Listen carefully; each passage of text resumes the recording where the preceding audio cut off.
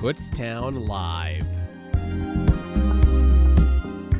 Kutztown University Campus's campus and community interest radio magazine.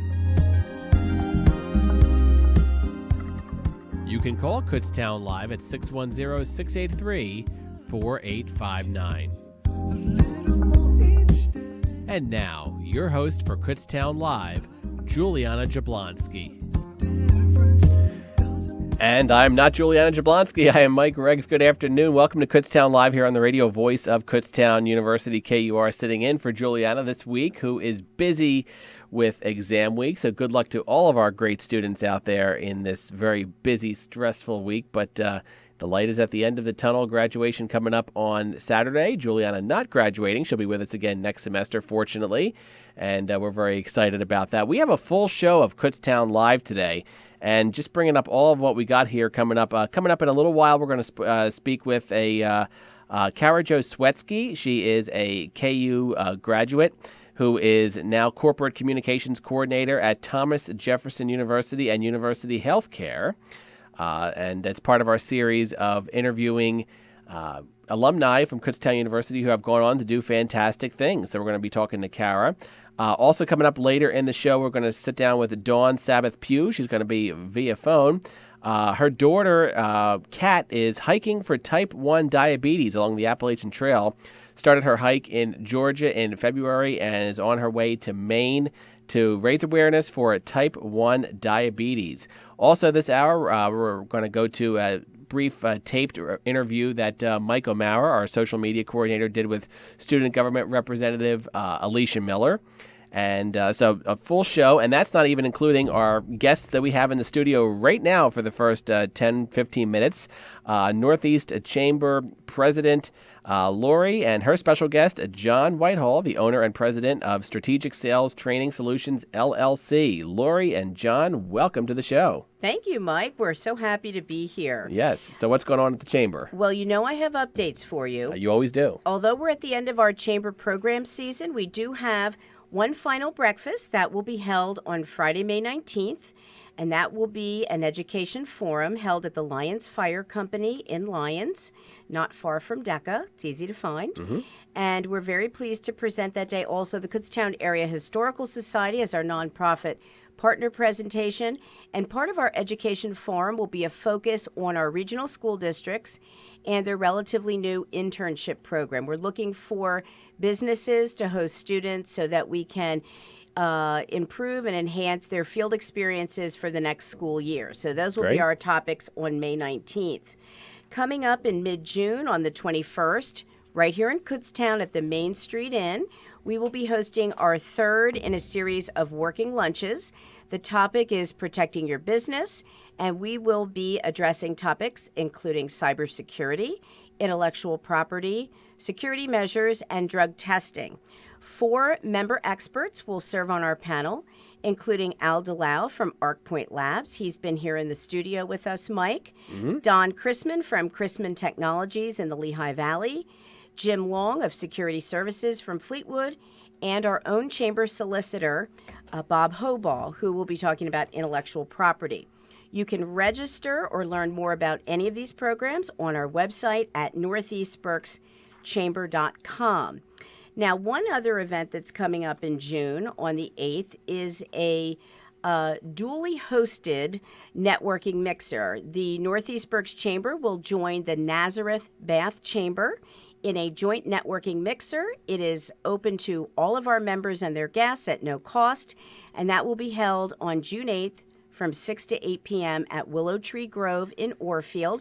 Information can be found on our website, and we look forward to entertainment, food and beverages, and getting to know each other in the two chambers. Great. And last but not least, one of our newer members, Claire of Assisi House in Reading, is hosting a grand opening this week, and all of our members and guests are invited to 325 South 12th Street in Reading this Wednesday from 4 to 7 p.m.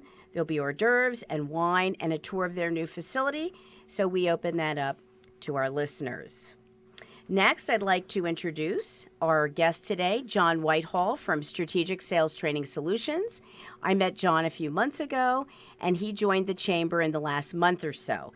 And he is here to tell us about why we need a system to improve our sales skills. John? Okay, going to just slide this over here. Sorry about the little slightly low tech. There you go. Well, thank you very much for having me today. Yes. I sure do appreciate it. You know, when I ask people, I go to businesses, small businesses, large businesses, sole proprietors, and I ask them a simple question: describe your sales system to me. They usually will describe some sort of paperwork flow, something operational. You know, like Lori gets the order, and then the order goes to flow in purchasing, and it gets cleared by so-and-so over in finance. And they really describe something as operational, and it's really not what I'm asking. What I'm asking to them is, what is your process when you sell something? Do you have a system? Do you have a common language that you use to complete the sale? Two things that a common language does is it gives managers and owners accountability, but it also gives a predictable outcome when you have a system. Okay.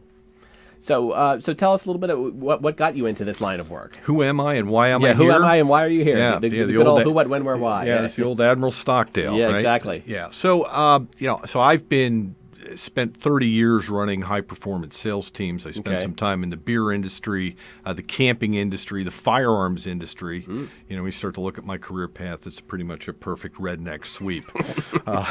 But in my last company I worked for, we were a national distributor of firearms, coast to coast, anything that you could commercially walk into a gun store and buy. And you can imagine through both Obama elections and everything else that we saw quite a bit of growth there. We really needed a system that would allow us to capture all the market share that we possibly could while we introduce new products. And that's when I got introduced to the folks at Sandler. Sandler is a worldwide training outfit, about 400 different trainers, 250 locations in 25 countries around the world, and they were really the cornerstone of my success in that business, where over 6 years we more than doubled the size of the company. What happened to me was the bigger the company got, the more miserable I became as they tried to make me something other than a sales director. They tried to make me an analyst and all these other sorts of things that I'm frankly not built for. But I really enjoyed the Sandler process so much. So I'm a little bit like the guy who liked the razor so much he bought the company. Right. So a year and a half ago, my wife and I relocated back to Berks County from Columbus, Ohio. We're originally from Berks County. Oh, okay. Returned to our family, returned to our roots and friends, and it's the greatest thing we've ever done. Okay, and that's what you're doing right now. That's what we're doing right now. So that's what Strategic Sales Training Solutions is. So I'm taking that Sandler methodology, and I'm working with businesses large and small. So you're basically almost like a consultant to business of sorts. I'm a consultant. Okay. That's exactly right. So not only do we do sales training, we do management training, we do executive coaching, we do management development. We have specialized programs for sole entrepreneurs right up to multi-million-dollar, $100 to $200 million companies. So that's neat. So it can be like from a small business to multi-million-dollar companies. Exactly. Okay. So it's largely scalable.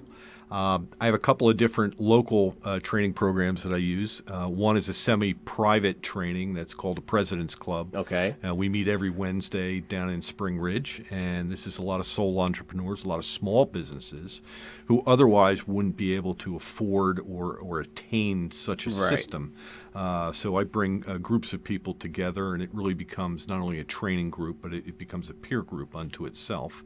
And then we do in-house training, and this is where I go work specifically with a company to help them grow and develop. And in this day and age with so many different kinds of new media, I'm sure you're coaching them on things like social media and marketing and stuff like that. I am in waters that I have no idea what I'm doing, and so particularly social media. Right. So I'm of a certain age where this stuff isn't exactly second nature to me. So I've hired people to do that. So we would bring in guest speakers, guest experts when need be. Gotcha. And I've you're smiling at me. I've outsourced my entire social media program. That's okay. That was maybe the second smartest thing I've done in the past couple of years. All right. Lori, do you have any questions you want to jump in about? John, what makes Sandler different?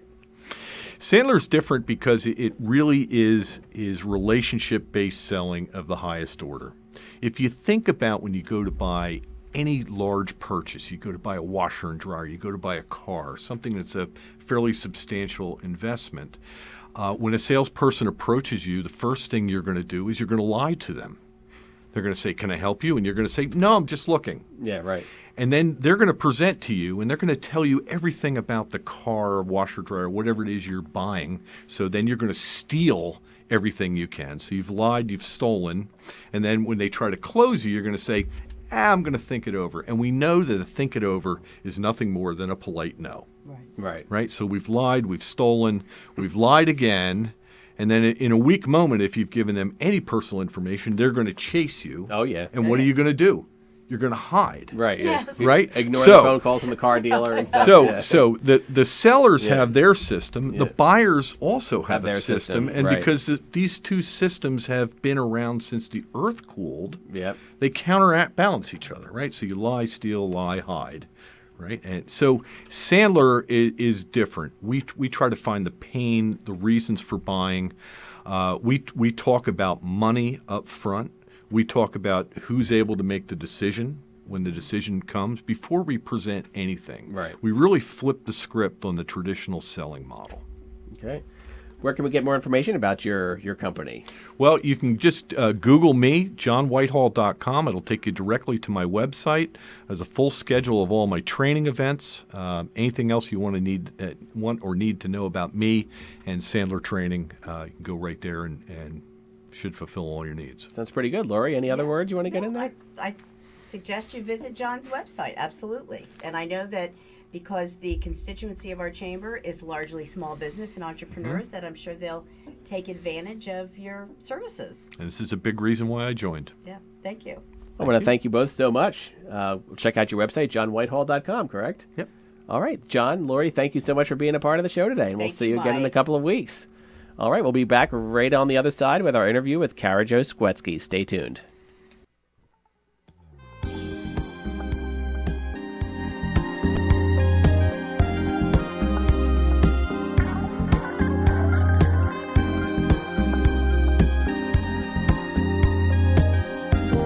Check out the Kutztown University Rohrbach Library's website for everything you need to know about the Rohrbach Library, from simple things like library hours to more advanced things like PC availability, print quotas, citation information, links to Rohrbach Library's mobile applications, the Rohrbach Library Facebook page, and much, much more. It's all at kutztown.edu/library. That's kutztown.edu/library. The Rohrbach Library is a great public service to all Kutztown students, faculty, and staff, as well as the Kutztown community.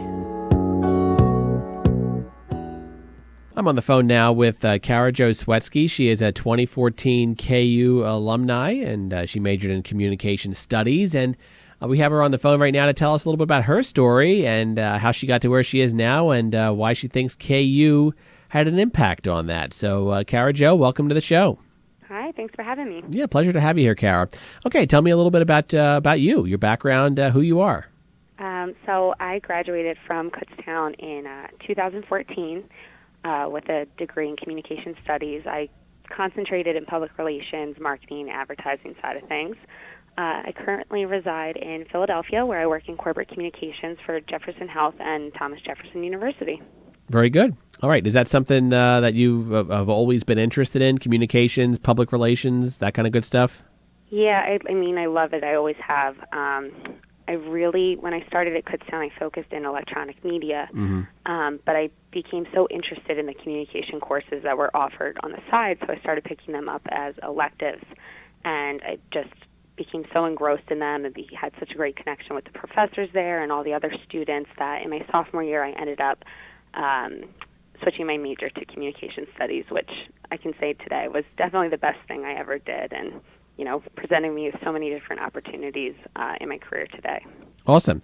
Okay, so let's back up a little bit. Let's pretend you're in last year of high school, looking for a college. What made you choose Kutztown University?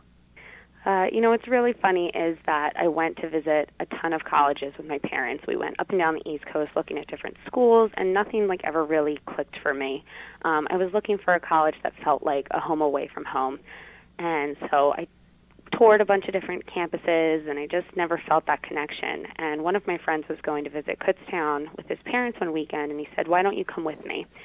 So we went, and it was this cold, freezing cold, rainy day. And as soon as we got there and started walking around and meeting with professors, I 100% knew that this was the school I was going to. I went home with an application that day, filled it out that night, and had it in the mail the next day. Awesome. So what was it? What clicked? Was it the environment, the look, the people, a little bit of all of that? A little bit of everything. I loved who I met that day, and when I walked around the campus, you could feel this connection between the town and the school and how everything was right there. It was this amazing little town that came together as so much more. And as I met students who were there currently, I knew how happy they were, and it made me want to go there even more. That's awesome.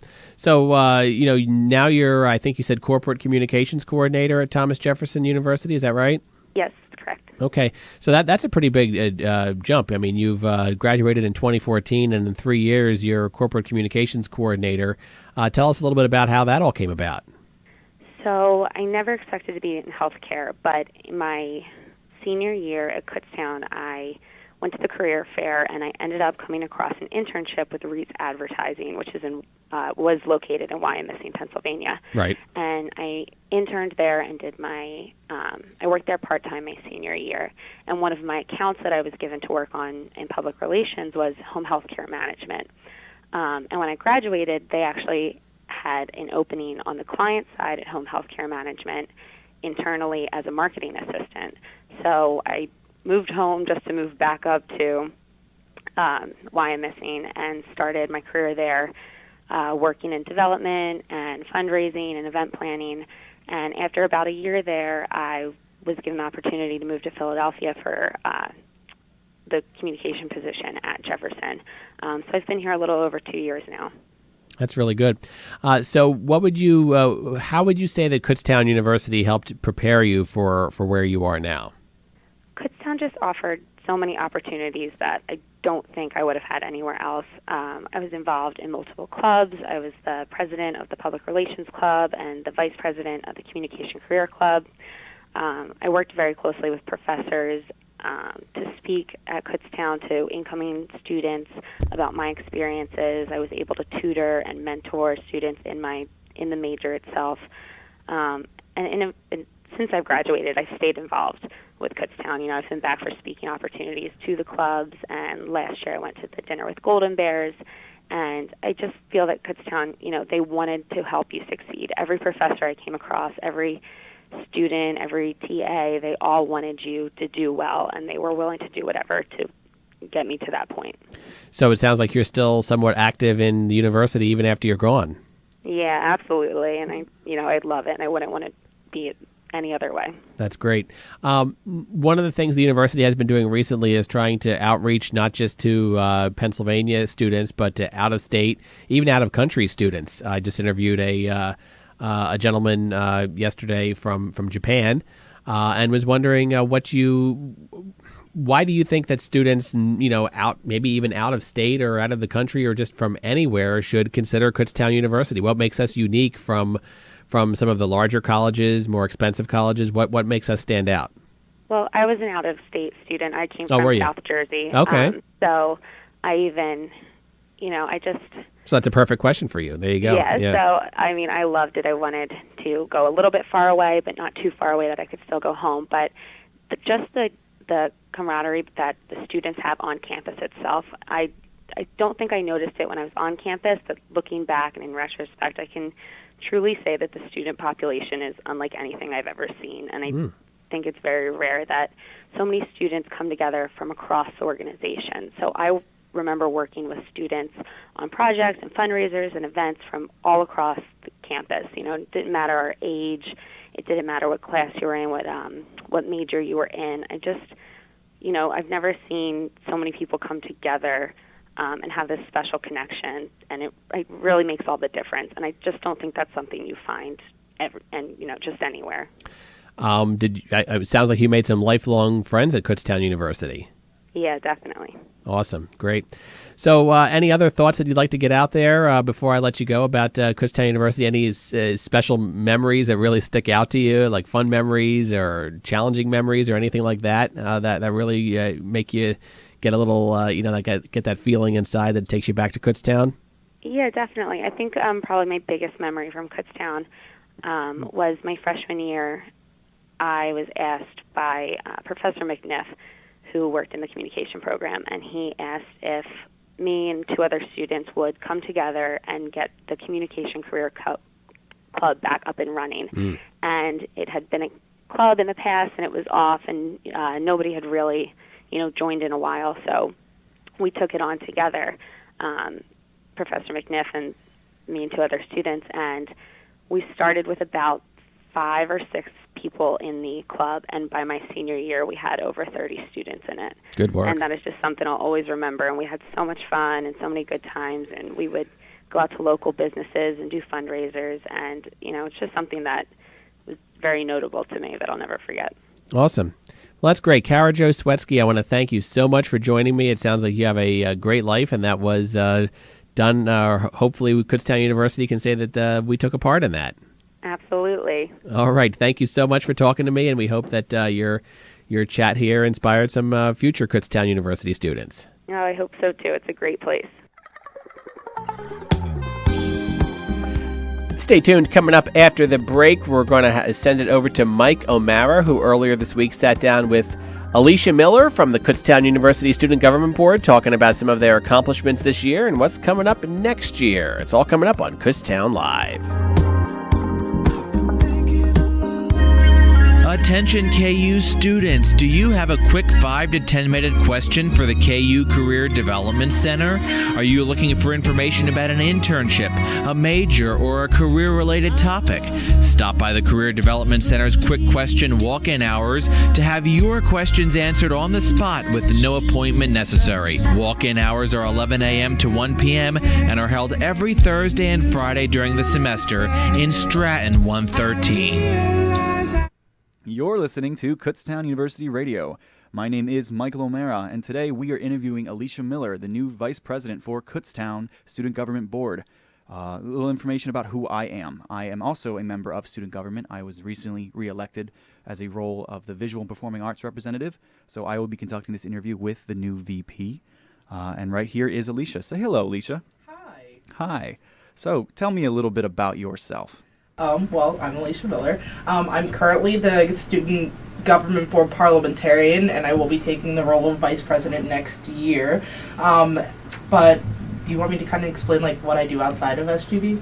Sure, go for it. Talk about your social life. Talk about all your classes. Okay, I can do that. So outside of SGB, I'm also a connections orientation facilitator over the summer, which is tons of fun. I get to talk to a lot of new students and kind of gauge how they're going to do with their college career. And I serve as a mentor throughout the entire year. Whoa, I can definitely hear myself now. And I kind of help them with the things that they're going to have to know. So, maybe they don't know about financial aid or how to buy textbooks. I can help them figure that stuff out. I'm also the president of Phi Sigma Pi, which is a national honor fraternity. It's diverse major. You just have to have a 3.0 to join, and then you go through our initiation program. Mm-hmm. It's a lot of fun. We do a lot of events that help people realize recognize their leadership potential. We like to have people learn through scholarship. So we have different events where we'll do fencing. We'll teach you how to fence, that type of stuff. You guys fence? Yeah, we can. Oh my. That type of stuff. And then most of my life goes to SGB, to be honest, Student Government Board. I've noticed. For the record, I'd like to say that she lives in the student government office located in the basement of MSU by the alumni the alumni auditorium. Yeah, that is very true. Yes, she lives in there. It's a great time. Okay, well, I'm going to ask you a quick question. How about that? Go ahead. All right. Well, my first question is, how long have you been in student government? I've been on Student Government Board for 6 semesters, so 3 years, and next year will be my 4th year. Mm-hmm. And final year. Since that point, what's been your role within student government over the past year? I think you touched on it a little bit. Yes. So I'm currently the parliamentarian, which means I work with organizations on campus to help them figure out their organizational statuses. So that is either registered, maroon, or gold status. They have different benefits to each, but you have to go through them. So I read constitutions, I help them make corrections and make them look professional and sound good, and then they get their promotion throughout their statuses. I've also I am a liberal arts and sciences representative, which means outside of my executive board position, I work a lot with my college, the dean of my college, Dean Bucher, and just figuring out the issues that students within liberal arts and sciences have to find solutions. Okay. I talk to people and I tell them that you're the parliamentarian, and they usually don't know what that means. So hopefully they listen to this interview and they know what this means. Yeah, I get that a lot. So is there any goals specifically that you've accomplished as parliamentarian? Is there anything that stands out to you over the course of the last year? Yes. Something that we wanted to do was to fix our bylaws and our constitution, but that's a whole nother step. So, I'm sorry, when you say our, do you mean Kutztown's government? Our student government yes. bylaws, yes. Okay. And that took a lot of time just going through them, making the changes and finding wording that sounded right in our bylaws, and then getting that through the board was also another fun round. But yeah, so definitely getting through those bylaw changes was a huge thing that I did this semester, and probably what we spent as Constitutions and Policies Committee the most time on. Yeah, it definitely seems like an interesting experience. Yeah. Okay, I have a question about this recent election that just occurred. Like I told you earlier in this interview, I won. I'm now the VPA for next year as well. Yay. But you recently just won the vice presidency for Student Government Board. So now you have another e-board position to fulfill. Yes, I do. Can you tell me about that process of the election process and how it was different from running for parliamentarian? Yes. Well, I'm just going to start from elections, like from the very beginning. To even become an executive board member, you have to be elected onto the student government board again as a representative of a college. So I had to go through a week of nominations for my representative seat as liberal arts and sciences, and then I was voted on or elected onto the board as a liberal arts and sciences representative. And then from there, we have to go through 2 weeks of nominations for e-board positions, executive board positions, where you're just campaigning for yourself. You're letting the students know what you can do for them and how you can really benefit their experience at Kutztown, as well as making sure that the student government board knows that you're here for them and what you can do to benefit their experience on the board as well. Okay. And during that week, we normally do an open forum for vice president and president. We changed that to the Facebook Live this year. Facebook Live. It did very well. Lots of likes, lots of questions. It was fun. It was a lot of fun.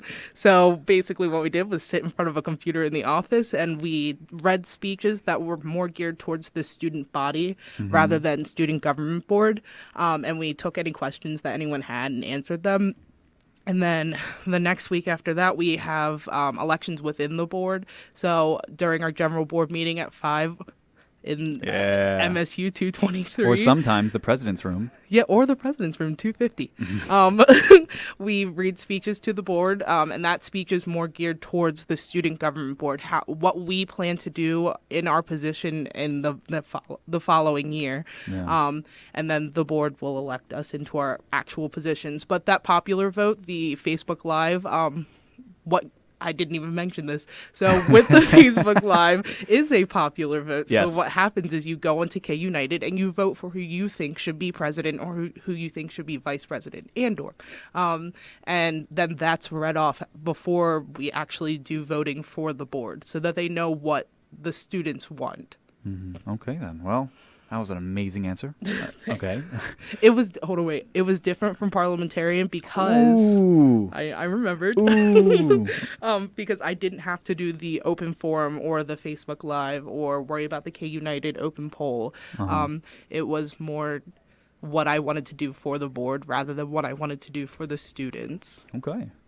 Well, here's a good question that is in relation to your vice president's role. What do you see to be your biggest challenge for the next year? My biggest challenge? as a vice president of Kutztown University Student Government Board. You can find them on Twitter by searching hashtag KUSGB. Continue. My biggest challenge that I would like to tackle is finding a way to communicate with the students a little better. So right now it kind of feels like we do all that we can, but students just aren't really into it. They don't want to be communicated in the way that we are communicating to them. Mm-hmm. So surveying students to get how they want to be communicated to, and then definitely communicating to them in that way. Because I feel like we talk a lot about wanting to hear student issues, but we don't put ourselves out there enough to actually get those student issues. It's so difficult. It's very difficult. So having like town hall meetings, I think that's a great way for us to get our face right there. We are literally sitting right in front of students, and we're answering all of their questions. Plus, they're going to be able to see us actually making progress with the issues that they are bringing to us. And I think that'll help. I think so too. Okay. I have a couple more questions, but this one is directly about you. Okay. What do you think to be your greatest strength now as vice president? I think my greatest strength personally is communication, which I think is a big challenge. Absolutely. But I feel like I can communicate well with people. I also think outside of the box. I know that students don't want to be communicated through email. Yeah. And I'm willing to stand up and say something like that. But I think in general, I just like to know what everyone is doing, and I like to reciprocate that. I want to be transparent to everyone else, and I like when people are transparent to me as well. Yeah. So definitely communication. Okay. You like to so in other words, you prefer a very proactive way of communicating with the student body rather than being reactive. Yes. Okay. That's PR 101, folks. Now, this is again about your vice president's role. What do you think to be your biggest goal? Did I already ask that? No, I didn't. I asked greatest strength. I apologize. What do you think to be your greatest goal? I know there's been lots of things. Last year, President Gallagher came on here and talked about some of her goals regarding the shuttle system. Yeah. Not really about that question, but what do you see to be your biggest goal? Like, what is going on in your head right now that makes you think, I'm going to knock that out? I think my biggest goal is honestly getting people to want to join student government board and to understand what it is. Because I think by getting people to join is how they're going to understand. Mm-hmm. Because you want to be a part of something that affects you. You are a student, so you should want to and know what we do.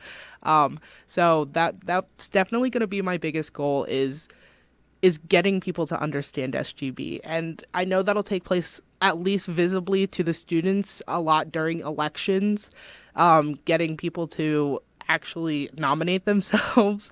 But I also want to, like I said, the town hall meetings, making sure that we have information tables that are out for people to go up to and ask questions to our members, getting our meeting times out there so that students know that they can always come and they can listen and ask questions during our general board meetings. Yes, they can. Because a lot of students don't know that.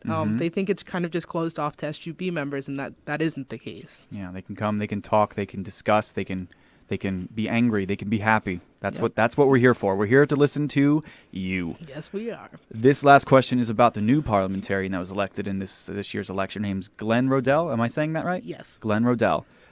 She was a previous member of student government, and now she is filling your shoes as parliamentarian for the next academic year. Can you tell me how she will fit into that role, knowing that you filled those shoes already? Yeah, I think she's going to do a great job, honestly. She has been here since I even thought about taking parliamentarian for this year, so she was here last year. She was also on Constitutions and Policies since she became a freshman, so probably 2 weeks into her freshman year, she was sitting on a Constitutions and Policies committee meeting. So this is kind of something she's been doing her entire college career, literally, and she enjoys it, which I think it's needed. It's necessary. She enjoys the Constitution. Yeah, she enjoys the policy enforcement. Wow. She actually enjoys doing that type of stuff. And Robert's rules, she enjoys that. Robert. Shout out to Robert. Yeah. Yeah, so I think she'll honestly do a great job. She's, I don't want to say she's mean, but she's when she puts her foot down, people are willing to listen. And that's also very necessary in this job because even during meetings, just trying to scream point of order. If people don't respect you, exactly. Guys, point of order. Guys, come on now. Literally every meeting. Every meeting.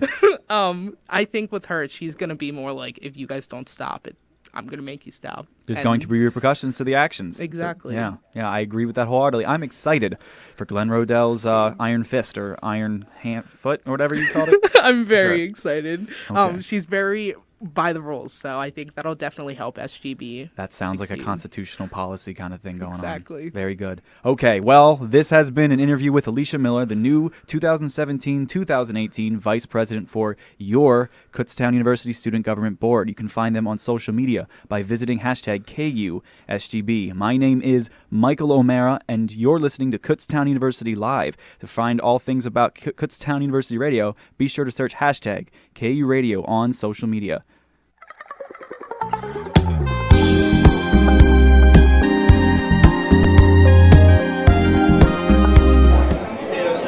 I don't feel so good.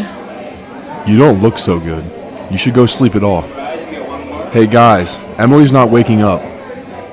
Something is really wrong with her. 911, what's your emergency? 91% of Kutztown freshmen could recognize and address alcohol overdose. Concerned about alcohol or drugs? Need help for you or your friend? Call the Berks County Drug and Alcohol Hotline, 610-988-8186. This message was brought to you by the Kutztown Health Ambassadors. Hello, I'm Anisha Sumar with the Kutztown University Psychology Update. According to a recent study published by the Association for Psychological Science, and contrary to popular belief, it may actually be men who are the sappy and hopeless romantics in relationships. Dr. Marissa Harrison of Penn State University found in her recent research that men seem to be the first to say, "I love you" in relationships. For the study, Harrison interviewed 172 college students asking if they had ever been in love, and if so, how long it took them to fall in love. The students were also asked how long it took them to vocalize this emotion and who in the relationship said it first. Results of the study showed that men reported falling in love sooner than women. It also showed that 3 times as many men as women said "I love you" first to their partners. This study shows that in opposition to our national stereotype of the over-emotional woman, women are more pragmatic when it comes to love than we might assume, more wary of the consequences of falling in love. It's important to recognize that this research shows that women are not as emotionally unstable when it comes to picking a mate as we may think, and that it is just another stereotype that we have established in our society. This research is especially important for men and women who are starting relationships. For men, you may want to back off a bit and not scare her away with the big 3 words, and for women, when he says "I love you," he most probably means it. Give him a break. I honestly love you. It's on us to stop being a bystander to the problem of sexual assault. It's on us to stop the sexual assault any way we can. It's on us to change the way we talk about women. Take reports of sexual assault seriously. To look out for someone that has had too much to drink. It's on us, the Golden Bear community, to stop sexual assault. I took the pledge and you can too at itsonus.org. It's on us to stop sexual assault. To do something, anything, to keep an assault from happening. To take reports of sexual assault seriously. Get in the way if we see something happening. It's on us to never blame the victim. To be part of the solution, not part of the problem. It's on us, the entire Kutztown University family, to stop sexual assault. I took the pledge, and you can too, at itsonus.org. Many of Pennsylvania's 1.2 million veterans are missing out on benefits because they don't know what's available to them. I'm State Senator Dalen Leach with a Pennsylvania Moment. Veterans are eligible for a wide range of medical benefits. They're also eligible for help with finances, housing, employment, and education. If you're a veteran, call the Pennsylvania Veterans Affairs Hotline at 1-800-547-2838. I'm State Senator Dalen Leach with a Pennsylvania Moment. Your child may qualify for quality health insurance. Now is the time to find out. I'm State Senator Tim Soliby with a Pennsylvania Moment. Pennsylvania's Children's Health Insurance Program, or CHIP, provides health insurance for children up to age 18. A family of 5 can earn up to $50,000 a year and still qualify for CHIP. For more information, call 1-800-986-KIDS or log on to chipcoverspakids.com. I'm State Senator Tim Soliby with a Pennsylvania Moment.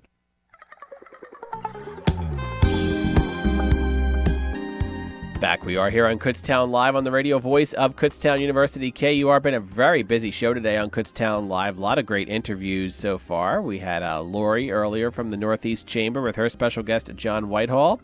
owner and president of Strategic Sales. And we also heard from Kara Jo Swetsky telling us what made her choose Kutztown University as part of our series of successful KU alumni. We just heard from Alicia Miller and Mike O'Mara talking to us about student government and what to expect in the new year coming up later this year, 2017-2018. And now on the phone, our final interview of the day on Kutztown Live. We're very happy to have Dawn Sabbath Pugh.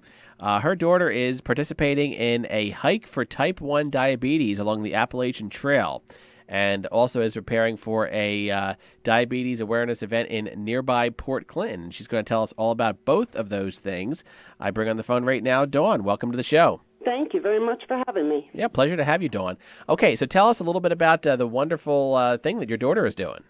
Well, in her senior year as a Kutztown alumni, she decided with two of her friends to walk the Appalachian Trail. Mm-hmm. And she developed type 1 diabetes when she was a senior in high school. Mm-hmm. And so it's been her passion to conquer this. She's been conquering it through talking to people her own age, what to do with a pump, with people her own age, mm-hmm. and talking with nutritionists to help her get through her ups and downs in diabetes. Right. So this is her passion. She decided she wanted to walk this trail to show people who are diabetics that you can go ahead and walk or do anything you want. You just have to plan ahead, and that's what she has been doing. So she's walking with two alumni, Brooke Lester and George Edgott. Sorry, I probably butchered their That's last okay. names, but anyway. That's all right. So they are, all three of them have been helping her. She's gotten a device from her cousin that she can ping. They call it pinging. They push Right. a button and it says, yes, I'm okay. Or on the other hand, if something's happening, she has a high or a low and she's in trouble, she can hit an emergency button and different people are alerted of her troubles that she's having on the trail. Wow. But so far she's been doing good. And so because she has this passion for diabetes so strong, her father and I decided to hold an event, meet and greet. She's been in contact with an organization in New Jersey, Diabetic Lifestyle, and they have a Facebook page, and I'm guessing they have a website page to talk to people, educate them what to do for food, how to handle yourself, And so Catherine has been in touch with them, and she has been blogging with them. So she's got a lot of followers saying, what are you doing? How's this happening? And her ups and downs throughout the whole trail. So that's been pretty good. So we decided to hold a meet and greet. We're doing a fundraiser June 25th at St. John's Church in Port Clinton from 2 to 5. Your radio station has been kind to come and talk there and have something going on there, which I'm really appreciated. And so this event is on June 25th. We're fundraising, and it's only for the food. We're hoping to sell food there, and the food is going to be the fundraiser for American Diabetes Association. Fantastic. So the event is on Sunday, June 25th, you said? Yes, it is. What time? 2 to 5. 2 to 5. Okay, so your daughter began her journey, back in February, correct? February. Do you know what? They all three decided they wanted to do it February 17th, 2017, as the symbol, which it would be 0217, 2017, which was pretty cool. And, of course, most people don't start the trail that early. I mean, that's really kind of early. They usually start, either March or April when the weather's a little bit warmer, but that's when they start. And it was a lot of fun, getting them off. And as a matter of fact, when we took them, my husband and I took them down, and we stopped to have breakfast, and my husband was talking to the girl, Brooke, where she was from, and she was telling us that her grandfather's from Buckhorn, and as it comes to find out, her grandfather and my husband are related. So there in you a go. sense, Brooke and Catherine are related. There you go. And didn't even know it after 3 years of being in school together. So that was kind of funny to find all that. So she says that changes the whole dynamic. Absolutely. So where is it really worked out well, and we dropped them off down in Georgia at Springer Mountain, and here they are. They got stuck in the Smokies. Because of weather, they got a snowstorm down there, and they had to stay in Gatlinburg once, and then they went back to the trail and got stuck in a snowstorm again, so they had to go back to Gatlinburg. But overall, they've been pretty good. They got lost once. They got separated once overnight. They each slept in 3 different places. Oh, wow. Catherine recently just got lost. Her sister, she had to call her sister, who lives in South Carolina, to bring her up on Google Earth and walk her, try to figure out where she's at walk her through it, so she got back on the trail. So she was okay. Wow. And so where is she now? Where is she now? She's in Roanoke, just above Roanoke. Okay. She's on the Shenandoah Parkway. Shenandoah. I guess she's on the Blue Ridge Parkway right now. Right. So she's coming along. They really are. They're going to. They did the trifecta challenge. I think it's 3 summits in one day, or right. I'm not too sure, but they did that, and then they're doing at Harper's Ferry. You start, and they do 4 states in 24 hours, and it's 40 miles. Oh, wow. So I'm meeting them at Harper's Ferry and taking their backpacks, and it's called flat packing, and they'll just carry whatever necessary they can for 24 hours, and they go through four states. Wow. So that's going to be a fun challenge for them. So I guess the goal is for her to be at the Port Clinton Church on June 25th, right? Yes, and she'll make it. But by my calculations, they should be there. Okay. At no time. All right. So her challenges that she has had with her medication is every 4 to 6 weeks, I have to go down and meet with them so I can give her medicine. And so,